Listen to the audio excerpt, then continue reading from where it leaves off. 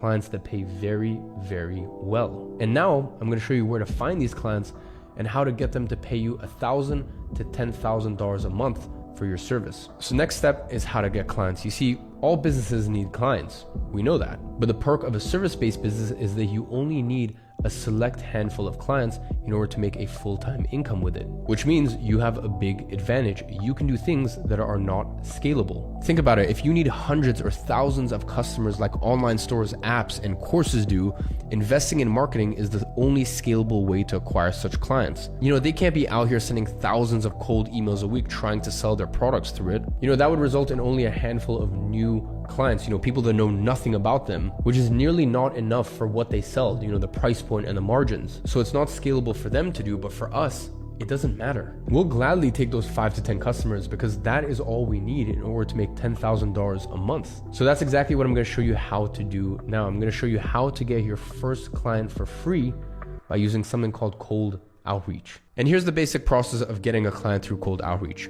Number one, you compile a list of potential clients. Then you reach out to people in this list, you jump on a Zoom call with them, and you sign them as a client on that Zoom call. It doesn't get simpler than that. And again, you're not going to be out here signing hundreds of new clients a week by doing this, but you can definitely get a handful a month. And that's all you need in order to be making $10,000 a month with your business without ever putting any investment into it. Now, here's where most people fail in the process of getting clients with cold outreach. They just start prospecting, cold calling, cold emails, sending messages on Instagram without ever working on coming up with a high quality list of people to contact in the first place. You know what the number one denominator of success is when it comes to outreach efforts? Most people think it's about the script, the words they say in their outreach message. This only accounts for around 20% of your success when it comes to contacting potential clients. The other 80% is about who you choose to contact in the first place. You see, most people try to reach out to potential clients through cold email with an email list they got from some random website. Then when their response rate is terrible, they think it's because of the things that they're saying in their messages. Well, it's not. First, you need to figure out where are your ideal customers hanging out, and then you need to go there to talk to them. And I don't mean physically, by the way. Don't show up at their doorstep. Let's say, for example, you're trying to sell your services to e-commerce brands. You know the best place to find them? Let's actually run through this exercise together. Open your Instagram and search for an influencer that teaches e-commerce. Let's say Ezra Firestone. Then you go on his followers list and start opening the profiles in there.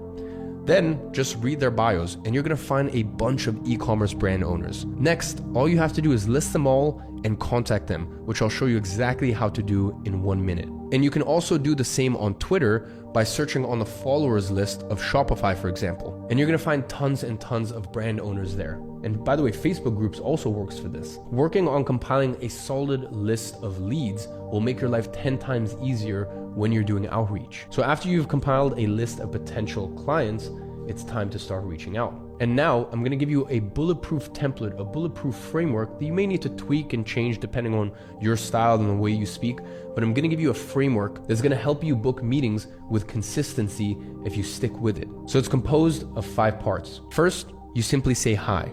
Second, you give context and express a common value that led to you contacting them. Then you use this common value to pivot to an opportunity point. Then you take the pressure off of them, and then you show them that you can help them by actually helping them.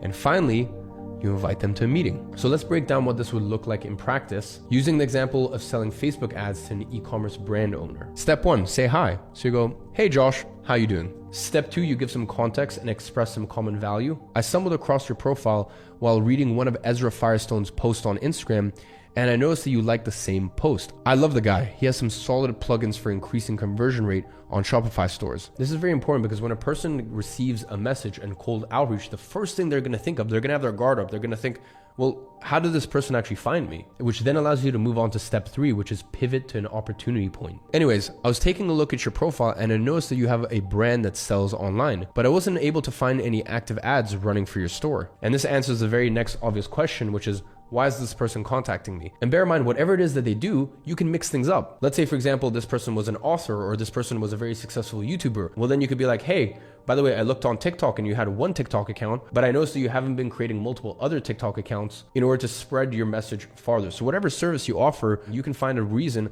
of why you're contacting them. And that could either be because they're not doing something that could be making them money, or they're not doing it well enough, and you can help them with that. And that leads on to step 4, which is take pressure off them. Saying something along the lines of, not sure if that's something you're currently working on, or you just haven't had the time yet. You never want to point out a fault in someone's business without acknowledging that it's not their fault, in a sense, because people take that very personally. You don't want to come across as argumentative or in a wrong way. So you always want to sort of soften the blow of you noticing that there's something that they're not doing or could be doing better. Now, step 5 is show them how you can help them by actually helping them. So you go on to say something along the lines of, but I'm sure a few ads would help you increase your sales. So I've taken a look at what a few other brands in the space are doing, and I found these 2 ads that are working extremely well for them. And I actually recorded this quick video breaking them down for you. And here you send them a 3 to 5 minute video breaking down the ads or whatever relevant info you can provide them with based on your service. The thing here is, since you'll be prospecting people in the same niche, you only need to record one loom or one video, and you can use it with all potential clients. Record it as if it was for one specific person, but just make sure not to mention their name or brand so you can always use the same one. And you can find good ads by searching on Facebook ads library for some ads that have been running for a few weeks. It really shouldn't take you more than 10 minutes to find them and record a quick 3-minute loom. And the next step is invite them to a meeting. If you think those could work for you, I have a few angles in mind that you'd be able to quickly record and put them to test within a few days. You down jumping on a call so I can walk you through them? And by the way, make sure you're sending each part of this script as a separate Instagram message so it looks more organic rather than one massive paragraph, because it just seems a little too formal. They're gonna have their guard up a little quicker. And that's it. No need to overcomplicate things. Now here's what it takes to get to $10,000 a month with this process. Let's say you sourced a list of 60 people to reach out to and it took you 2 hours to do that. That means that in total, it took you 2 minutes per profile. Then you consider the time you spent messaging these prospects. Let's say it took you a total of 4.5 hours to send all of these messages. Well, that means the average time per message sent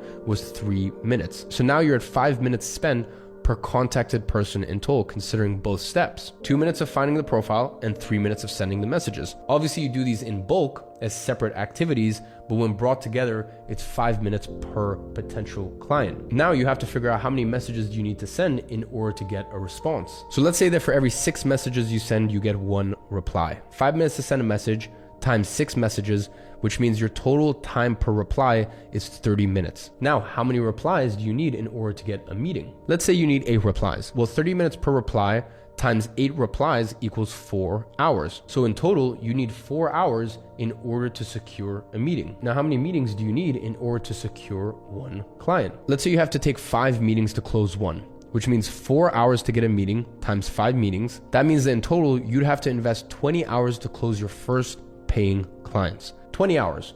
How does that sound to you? Investing 20 hours up front in order to get paid $500 to $2,000 a month every single month. And I personally think that's worth the effort, right? Now, all the numbers I used here are very realistic. But let's say because this is the first time that you're doing this, it's gonna take you a little bit of practice. You're gonna have to figure out the ropes, etc., etc. So let's double it. Let's say 40 hours to sign your first client. And now let's even go a step further. Let's say after you sign your first client, you dedicate 4 hours of your day to outreach and 3 hours of your day to service delivery. That's way more than you need for service delivery, by the way. Now, in case you don't have 3 hours for service delivery because you work a full-time job or study full-time, I'm going to show you how to get this done for you by someone else in step 7. This way you can get it down to only 2 hours per week that you have to spend on service delivery. But for now, let's call it 4 hours for outreach and 3 hours for service delivery. Then you manage to get your outreach time down to 20 hours, as in the first example I gave. In 5 working days, you are gonna sign your second client, and do it for 1 more week and you sign your third client, and do it for 1 month consistently, and you already have 4 clients paying you anywhere from $1,000 to $3,000 per month, because now you also have more experience and have the confidence to charge more. So let's take the average between the two and say that your average retainer is now $2,000 per month. If you work for 60 days on this and manage to sign a new client every 12 days at $2,000, you will already be at $10,000 a month. And that's extrapolating by more than double than our original calculation